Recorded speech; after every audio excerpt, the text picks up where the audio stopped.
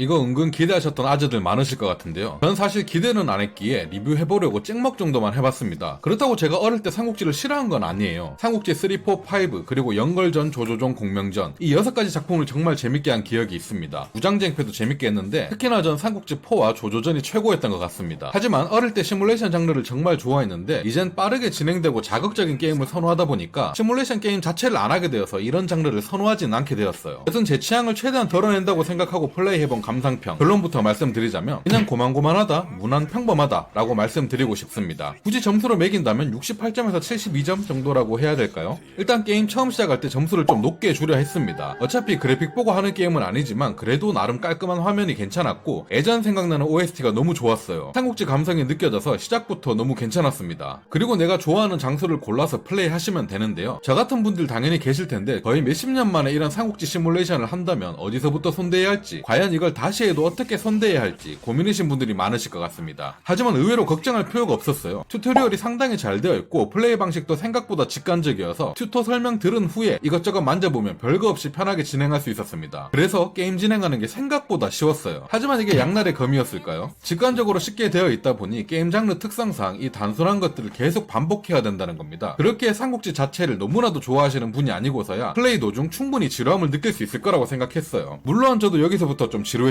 계속 반복되는 일상 속에 가끔씩 이벤트가 뜨더라도 그냥 대화나 좀 하고 끝나기에 그냥 단순하게 클릭만 하면 되는 수준이었어요. 그리고 저 같은 경우 어릴 때부터 일본 게임을 많이 해오다 보니까 삼국지 1어 음성이 더 익숙하긴 한데 개인적으로 중국어 음성도 가능했다면 훨씬 더 좋지 않았을까 생각이 들었습니다. 호위에서 이 정도는 충분히 할 수 있을 것 같은데 말이죠. 이런 디테일은 조금 아쉬웠어요. 다만 게임 조작이 패드로 플레이하기 힘들 줄 알았는데 이건 또 편리하게 아주 잘 되어 있어서 굳이 키말을 쓰지 않아도 됐던 건 또 좋았습니다. 그나마 전쟁할 때는 진짜 추억이 떠오르는 느낌이었습니다. 예전 삼국지 할 때의 감성도 느껴져서 괜찮았지만 요새 워낙 이런 SRPG류의 전투가 상향 평준화되어서 퀄리티 좋고 잘 나온 게임들이 많다 보니까 엄청 재밌다기보다는 예전 그 느낌이야 정도의 감흥이었어요. 그래도 플레이 많이 해서 중후반부로 넘어가면 전략 짜는 맛은 좋을 것 같았습니다. 어떻게 보면 리마스터가 더 어울릴 것 같은 게임이라고 할까요? 익숙하고 쉬워진 편의성의 그 맛이 장점이 될 수도 단점이 될 수도 있을 거라 생각했는데 저 또한 게임 플레이를 배우고 익히는 것은 너무 좋았지만 플레이하다 보니 지루함을 느껴서 장시간 플레이하기는 어려웠으니 말이죠. 아마 삼국지 시리즈를 계속 즐겨오던 골수 유저들에겐 발전된 부분들이 있다 보니 확실히 나쁘지 않은 괜찮은 게임일 거라고 생각하고요. 저처럼 어릴 적 향수를 생각하며 10여 년 만에 플레이해본 사람들은